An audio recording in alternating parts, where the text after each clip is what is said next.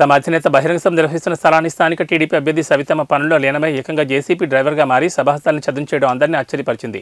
పెనుగొండ సమీపంలోని కియా కార్ల పరిశ్రమ వద్ద శరవేగంగా జరుగుతున్న మాజీ సీఎం చంద్రబాబు నాయుడు రా కదలరా బహిరంగ సభ పనులు శరవేగంగా జరుగుతున్నాయి. సత్యసాయి జిల్లా పెనుకొండ నియోజకవర్గం పెనుకొండ మండలం కియా పరిశ్రమ ఎదురుగా ఈ నెల 4వ తేదీన తెలుగుదేశం పార్టీ జాతీయ అధ్యక్షులు నారా చంద్రబాబు నాయుడు రా కదలరా బహిరంగ సభ హాజరవుతున్నారు. సభావేదిక పనులు ఉమ్మడి జిల్లా ఇన్ఛార్జ్ కోవెలమూడి రవీంద్ర, మాజీ MP Nimmala Kishtappa, Penukonda Telugu Desam party Janasena party MLA అభ్యర్థి సవితమ్మ, మడకసిర ఎమ్మెల్యే అభ్యర్థి పాల్గొన్నారు. ఎత్తర జెండా జై కొత్తర జెండా సవితమ్మ ఎత్తుకున్న టీడీపీ జెండా, దేశం జెండా పేదోళ్లకు అండా, ఎల్లప్పుడు సవితమ్మే మనకు అండదండ. కదిలిరార కలిసిరార గొప్ప మలుపుకై, నవచరితను రాయా సవితక్క పిలుపుకై. కదలిరార కలిసిరార గొప్ప మలుపుకై, నవచరితను రాయా సవితక్క పిలుపుకై.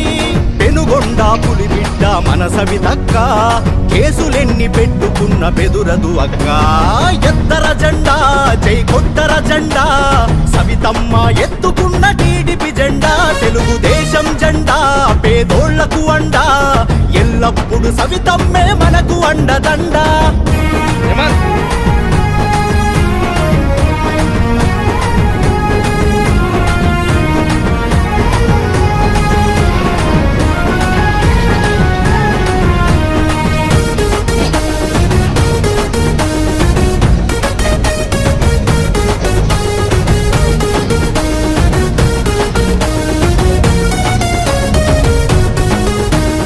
తండ్రి బాటలోనే ప్రజా సేవలోన అక్క ఉంది నిరంతరం. వేలే మాకు ధైర్యము, నువ్వేలే నువ్వేలే ఆత్మీయ బంధము.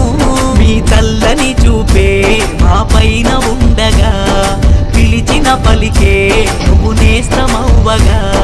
మా పేదల పెన్నిది నువ్వే సవితక్క, నూరేళ్ళు చల్లగా నువ్వు ఉండాలక్క.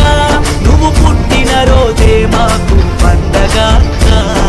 నువ్వేలే నువ్వేలే మాకు ధైర్యము, నువ్వేలే నువ్వేలే ఆత్మీయ బంధము.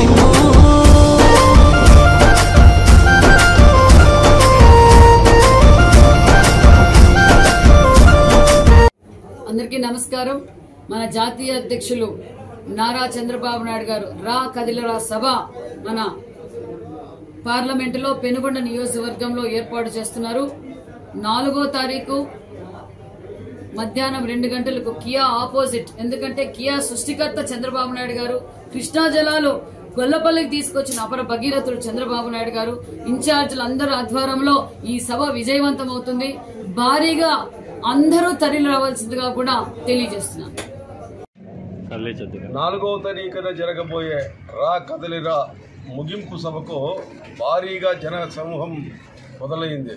అందరిలోన ఎప్పుడెప్పుడు నాయకుడు వస్తాడా, ఎప్పుడెప్పుడు చంద్రబాబు నాయుడు గారు ముగింపు సభలో ప్రసంగించేటువంటి ప్రసంగాన్ని వినాలనేటువంటి ఆలోచనతో అందరూ కూడా మమ్మల్ని అడుగుతుంటారు, ఎప్పుడు మీ ఏ టయానికి మీటింగ్, మేము ఏ టయానికి చేరుకోవాలా, ఏ టయానికి బయలుదేరాలా అనే ఉత్సాహంతో ఈరోజు అందరూ కూడా అడిగే పరిస్థితి వచ్చింది. ఈరోజు చాలామంది ఇంక్లూడింగ్ వైఎస్ఆర్ పార్టీకి ముందు గతంలో ఓటేసినటువంటి వాళ్ళు అందరూ వచ్చేదానికి సిద్ధమైపోయినారు.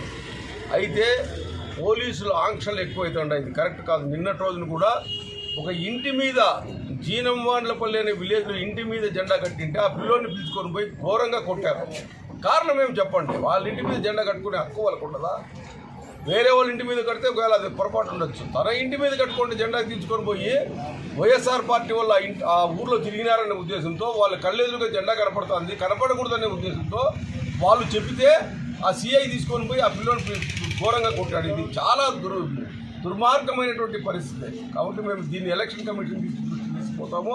వీళ్ళందరినీ ఎండగట్టేదాకా వదిలిపెట్టే పరిస్థితి. ఈరోజు చూస్తూ ఉంటే చాలా చోట్ల వైఎస్ఆర్ పార్టీ సభలు సమావేశాలు జరుపుకున్నటువంటి ప్రాంతాల్లో నేషనల్ హైవేకి ఆనుకొని మీటింగ్లు పెట్టారు. ఇక్కడ కూడా దాదాపు 70-80 కిలోమీటర్లు ట్రాఫిక్ను బంద్ చేసి సభలు సమావేశాలు జరిపారు వైఎస్ఆర్ పార్టీ మీటింగ్లో. మరి ఇక్కడ రా కదలరా ముగింపు సమావేశాలు జరుపుతున్నటువంటి సందర్భాల్లో ఎందుకు మీరు ఇటువంటి ఆంక్షలు? మరి ఒక పార్టీకి ఒక రకము, ఇంకొక పార్టీకి ఇంకొక రకమా? వైఎస్ఆర్ పార్టీ అధికారంలో ఉందని ఒక రకము, ప్రతిపక్షంలో ఉందని తెలుగుదేశం పార్టీకి మరొక రకమా? ఇది కరెక్ట్ కాదు. అన్ని సభలు సమావేశాలు ఏ విధంగా జరిగినాయో అదే విధంగా ఇక్కడ కూడా జరగాలని మేము కోరుతా ఉన్నాం. పోలీసులు దయచేసి నిష్పక్షపాతంగా పనిచేయమని మేము కోరుతా ఉన్నాం. అట్లేమన్నా చేస్తే ఎలక్షన్ కమిషన్ దృష్టికి తీసుకెళ్తాం. దీన్ని ఎండగట్టేదాకా వదిలిపెట్టే ప్రసక్తి లేదు.